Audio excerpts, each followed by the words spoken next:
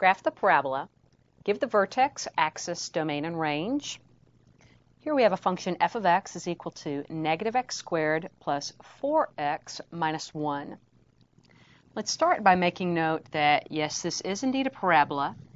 Notice that our leading coefficient is a negative sign. Therefore, this parabola is going to open downward.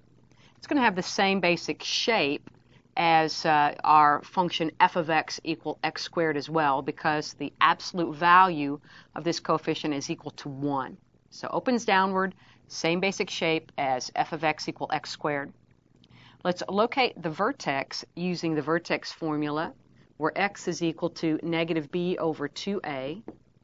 b is 4, a is negative 1, so this is a negative 4 over 2 times negative 1.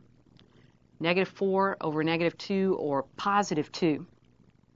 We can find the y value, or functional value, you might say, of the vertex by finding then f of 2, which is a negative of 2 squared plus 4 times 2 minus 1.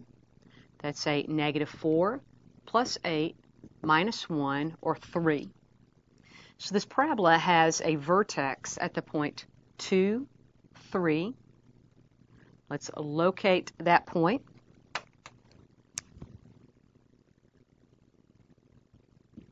And let's identify then our vertex, 2, 3.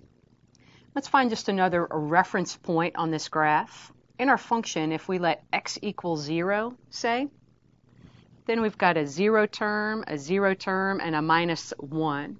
So this function also goes through the point 0, negative 1.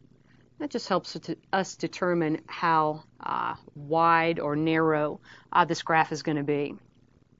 Draw it so that it is symmetrical, so that it looks the same on both sides of this axis that comes right through the vertex and splits the parabola in half. Now the equation of this axis is x equal 2. Lastly, for our domain and range, the domain is all of those x values that are used from negative infinity to positive infinity. The range starts right here at a y value of 3 and then goes negative. So let's write that range as negative infinity up to 3, and that's inclusive.